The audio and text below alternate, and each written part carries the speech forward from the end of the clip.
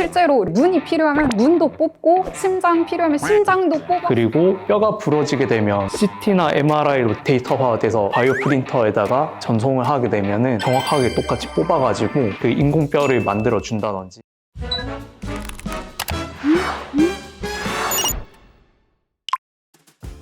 안녕하세요. 독성과학을 쉽고 재미있게 읽어보는 나무 읽기. 저는 독성과학연구소 정혜진입니다.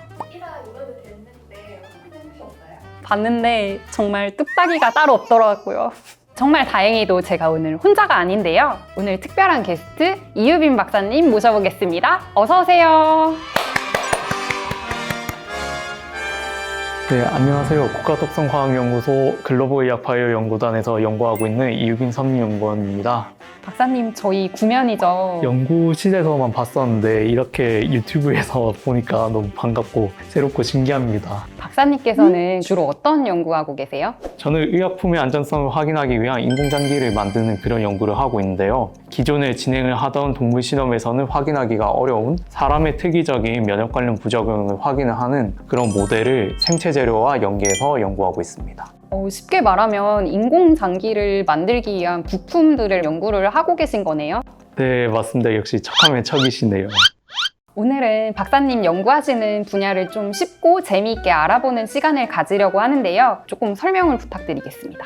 네, 인공장기가 오늘의 가장 첫 번째 그 키워드가 될 것 같습니다. 그러면은 나무위키에 인공장기를 검색을 해보겠습니다. 인공장기는 인간의 장기를 대신할 수 있는 무기질 기계 혹은 인위적으로 생산한 조직을 말한다. 인공생물과 함께 현대 생물학의 끝판왕 중 하나이며 박사님도 인정하시나요? 네, 아무래도 인공장기는 생명의 본질을 인공적으로 재현을 하는 말하자면 가장 정교하고 난이도가 높은 그런 분야이기 때문에 현대 생물학의 끝판왕이라고 말해도 손색이 없을 것 같습니다. 좀 발전을 하면 결국에는 우리 몸의 장기를 다 교체를 해서 무한히 오래 사는 것도 가능할까요? 그 질문을 정말 많이 받았는데요. 우리 몸을 이루는 세포 같은 경우에는 그 DNA를 복제를 하면서 그 세포 분열을 하고 생명을 유지를 하는데요. 그런데 DNA가 복제될 때 말단부가 조금씩 소모가 되는 일이 발생을 합니다. 그래서 닳아 없어지게 되면은 세포를 분열을 할 수가 없어지게 되고 자연스럽게 순환이 되지 않기 때문에 저희가 무한한 생명을 누릴 수가 없게 됩니다. 그런데 도마뱀 같은 경우에는 꼬리가 잘려도 다시 꼬리가 자라나잖아요. 그 조직 재생 능력이랑 늙지 않고 영원히 사는 부분은 조금 다른 영역이거든요. 도마뱀의 재생 능력으로 적용이 된다면 팔이 절단됐었을 때 이게 온전하게 다시 살아날 수는 있겠지만 노화를 막거나 그런 무한한 생명을 얻는 데에서는 한계를 갖고 있습니다. 무한히 살 수 있는 기술이 개발되는 거를 보려면 좀 건강하게 오래오래 사는 방법밖에 없겠네요. 아니면 100년 뒤에 좀 태어났으면 좋았을 텐데. 다음 내용도 한번 볼까요? 인공뇌. 뇌세포를 활용해 만든 오가노이드 수준에 머무르고 있지만 인조인간 바이오로이드도 아무 문제 없이 양산할 수 있을 것이다. 오가노이드는 뭔가요? 오가노이드는 오간이라고 하는 장기 그리고 오이드, 뭐뭐와 같은 전미사가 합쳐서 발생한 합성어입니다. 현대에서는 줄기세포를 활용해서 인체 장기를 미니어처로 만들어내는 그런 인간 미니 장기 모사체라고도 이야기를 할 수가 있는데요. 저희 연구소에서도 오가노이드를 활용한 다양한 연구들을 진행을 실제로 하고 있어요. 오가노이드를 활용을 하면 굳이 사람이나 동물 실험까지 가지 않더라도 안전하고 윤리적으로 연구를 할 수가 있겠죠.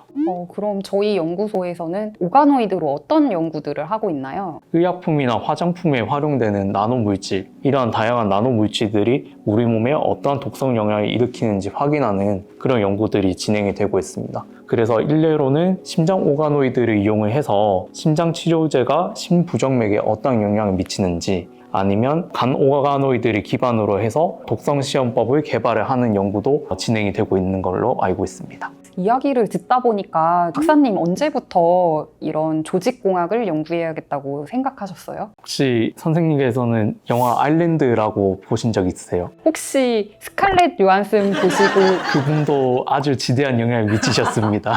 거길 보면은 부자들이 자기 복제 인간을 만들어서 필요할 때 장기를 꺼내서 쓰는 장면들이 나오거든요. 그걸 보면서 진짜로 이런 세상이 올까라는 생각도 했고 저렇게 인공장기를 만들지 않고 윤리적인 방법으로 우리 몸 밖에서 인공장기를 만들면 정말 많은 사람들에게 큰 도움을 줄 수 있을 것 같다라는 생각이 들어서 그래서 조직공학을 공부하게 되었습니다. 아일랜드 속 한 장면처럼 인공장기를 사람 몸에 이식하는 시대가 온 걸까요? 우리나라에서도 간 오가노이드 같은 것을 몸에 이식을 해서 치료적인 테스트를 하는 결과들도 있고 또 희망하기로는 연구가 더 잘 발전해서 다양한 조직을 대상으로 난치성 질환을 가진 환자분들에게도 희망이 될 수 있는 그런 기술로 자리매김을 할 수 있으면 좋을 것 같습니다. 앞으로도 박사님께서 열심히 연구해 주셔야겠네요. 네, 저도 열심히 해보겠습니다. 네. 사실 우리 몸에 불필요한 장기는 없잖아요. 근데 그 중에서도 특히 이 장기는 없으면 큰일 난다. 국가독성과학연구소에서도 열심히 연구를 하고 있는 분야가 간과 신장이거든요. 선생님께서는 간호사시잖아요. 그 두 조직의 공통점은 뭐라고 생각하세요? 둘 다 우리 몸의 대사에 필수적인 장기 아닐까요? 역시 착감을 척이시네요. 저 같은 경우는 특히 신장 쪽으로 연구를 진행을 하고 있습니다. 이제 인공신장에 대해서 검색을 해보고 읽어보겠습니다. 신장은 매우 중요한 장기이기도 하지만 자연 회복이 되지 않고 손상되는 원인 역시 많기 때문에 지속적으로 인공장기 개발이 추진되어 왔다. 엄청난 덩치의 최첨단 혈액 투석기도 실제 신장에 비하면 20% 남짓한 성능밖에 되지 않는데 이걸 소형화까지 해야 되는 게 난제. 신장은 망가지면 투석밖에 방법이 없는 걸로 알고 있는데 네, 맞습니다. 신장은 침묵의 장기라고 불린 만큼 망가져도 증상이 되게 늦게 나타나서 발병한 것을 확인하기도 어렵고 또 손상이 되면 회복하기도 굉장히 어려운 기간이기 때문에 더욱 조심하셔야 됩니다. 그래서 인공신장 기술이나 연구가 정말 중요할 수밖에 없겠네요. 네, 맞습니다. 신장은 세포 구조 그리고 기능적 구조가 굉장히 정밀해서 완전히 똑같이 복제한 인공장기로 만들어내기에는 아직 기술적으로 좀 부족한 상황입니다. 그래서 현재 인공신장이라고 이야기를 하면은 대부분은 그 인공투석기, 투석 장치에 국한된 그런 정도로만 의미를 하고 지금은 이걸 얼마나 작고 정밀하게 만들 수 있느냐 이것 정도가 핵심이라고 말씀드릴 수가 있겠습니다. 이런 인공장기, 인공신장을 만들려면 어떻게 만드는 거예요? 한 땀 한 땀 만드는 건가요? 사실 클린벤치에서 손으로 진짜 한 땀 한 땀 만들려면 아마 수년은 좋게 걸릴 것 같아요.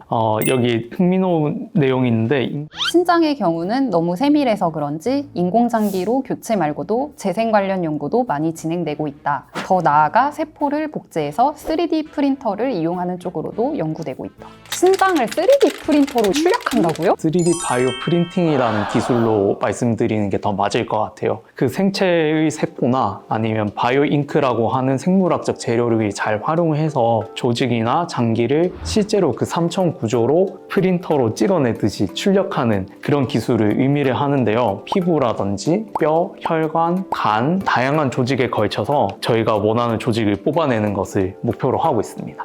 너무 신기한데요. 그럼 필요한 장기를 이렇게 눈이 필요하면 눈도 뽑고 심장 필요하면 심장도 뽑아서 쓰고 진짜 그렇게 할 수 있는 건가요? 정말 그렇게 될 수 있으면 좋을 것 같은데 아직까지는 개발 과정인 상황이고 현대의학에서는 뼈 연골 쪽으로만 좀 집중이 되고 있습니다. 그리고 국가독성과학연구소의 측면에서는 이 바이오 프린팅이 뭐 신장이나 간 같은 기능적인 고도화뿐만 아니라 모델을 만들면 있어서 아르헨티나의 아그네스 씨가 만들고 싶다라고 하면은 그냥 컴퓨터에 데이터 파일을 전송하면 그쪽에서 출력을 하면 되는 거거든요. 말하자면 자동화가 될 수 있고 표준화가 될 수 있다는 말 될 수가 있겠고 그럼으로써 신뢰도가 보장이 되는 그런 체계로까지 발전이 될 수가 있어요. 그래서 이 바이오 프린팅이라는 기술이 이 국가독성과학연구소 그리고 독성평가에 있어서도 굉장히 중요한 키워드라고 저는 생각하고 있습니다. 그러면은 박사님께서는 바이오 프린팅 기술을 이용을 해서 실제 연구에 적용을 해보신 적도 있으세요? 22년도에 저도 연구를 한 것이 있는데 뼈만 구축을 하는 게 아니라 뼈가 자라나기 위해서는 영양소도 필요하고 산소도 필요하고 한데 뼈 주변부에 혈관이 자라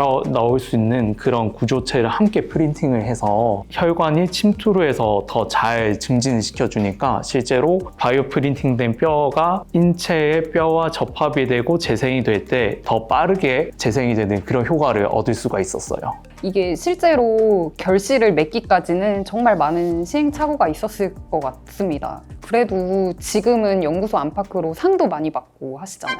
이건 아무래도 제가 잘했다라기보다는 선후배 분들이나 저희 그룹의 여러분들이 많이 도움을 주셨기 때문에 같이 얻을 수 있었던 그런 성과라고 생각이 듭니다. 겸손함까지 훌륭하십니다.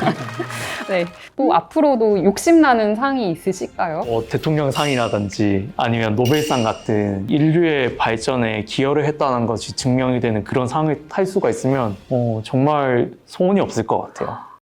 독성과학을 쉽고 재미있게 읽어보는 나무 읽기 함께 하셨는데요. 오늘 소감이 어떠신가요? 전문 분야이다 보니까 아직 이야기를 못한 부분도 좀 많은 것 같은데 다음에 또 불러주실 수 있으면 좀 불러주세요. 알겠습니다. 저도 너무 듣고 싶은 이야기가 많은데 여기까지 듣고요. 다음에 더 재밌는 주제가 있으면 다시 한번 또 모시겠습니다. 오늘 함께 해주셔서 감사하고요. 저희는 다음 시간에 만나요.